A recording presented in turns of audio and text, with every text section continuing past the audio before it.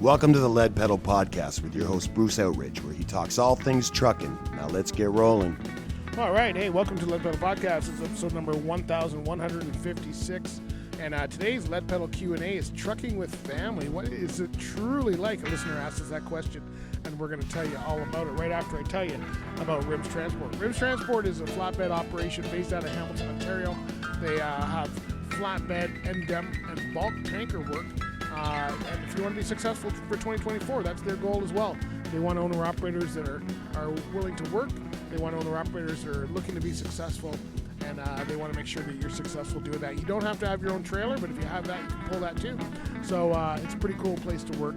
Check them out at rimstransport.com. All right, so here is the question from a listener on our Lead Pedal Q&A.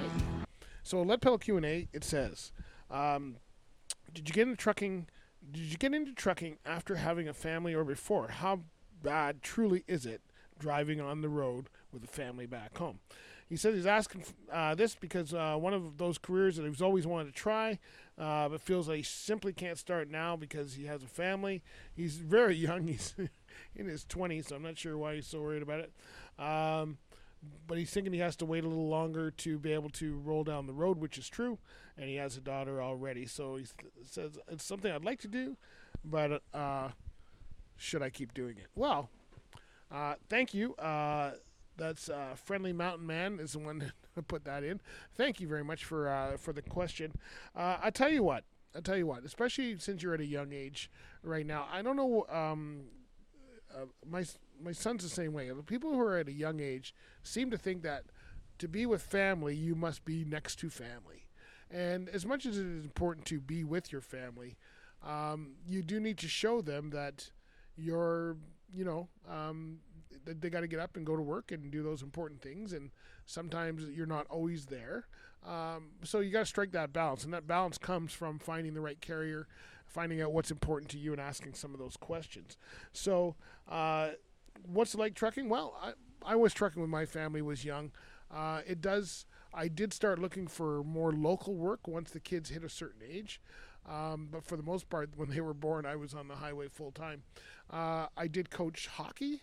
I set some rules for myself that I was not going to be gone all weekend. So you find a carrier with appropriate runs that get you back and forth within a week's time. Did I miss some Wednesday afternoon hockey games? Yeah, I did. Practices, whatever. But for the most part, you can be there.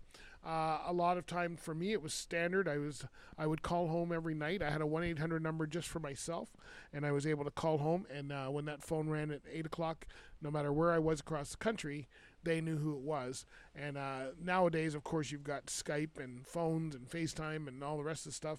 So it's even easier to keep track, probably too much. But back in the day, it was a challenge, but you had to make it work.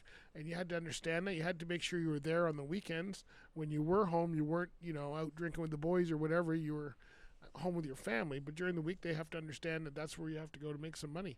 So I don't think it's bad to be with family. I think you need to include it.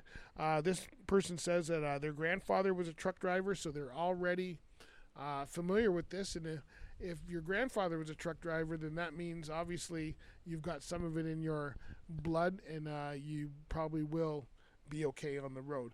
Again, it's a fine balancing act. It's not perfect. A lot of drivers will tell you they wish they were home more. Other drivers will tell you they wish they were home less. And I will leave that up to you as to which side you are on, for sure. But I don't feel bad. My kids may feel differently. They do have said that they wish I was home more. But I really enjoy trucking. So I don't think I didn't abandon them. They always had a roof over their heads. They always had food on the table. They played all their favorite sports. So I don't feel bad for going trucking in order for them to have a decent life as well. So I think you have to decide for yourself what it really takes to do this job, and are you really fit for it? And not everybody is fit to be a truck driver. But if you think that it's something that you want to do, I would certainly give it a try. At least you're not going to go back to the grave going, what if? And if you're only in your early 20s, you've got a lot of time to explore this and see. Even if you did it for 10 years, hell, you'd be a veteran. You'd still be 30. All right, anyway. I hope that helps. And here's one good try. If you are in Canada anyway, well, actually all across North America, if you're looking for a carrier to try this with, get your training and then get on with CAT Transport. CAT Transport hires people all across North America. They have runs all throughout the country, both Canada and the U.S. So you can give them a try. And you know what? You might say, hey, I really like this, and get going with it. There you go. And that's the cool thing about them. They have terminals all over, so you can find a terminal near you. So go to cat.ca. You can go to catcareers.com if you want to see what's available right now. And make sure you tell them that we sent you. They're a great carrier. They were nominated, actually, they won Best Managed Carrier for 2023 back in, 2023. Whenever they do the actual award, which is like September, October. Anyway, hey, this is Lead Pedal Q&A. By the way, too, so our information is general in nature.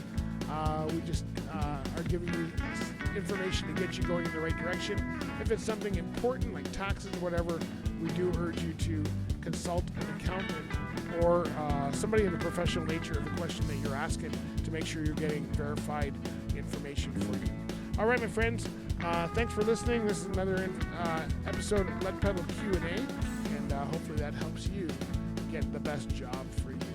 So we are back out at Ironing Board Studios until the end of January, so we'll talk to you later. And make sure you follow us on socials. We're on Instagram, Facebook, TikTok, LinkedIn, and so forth.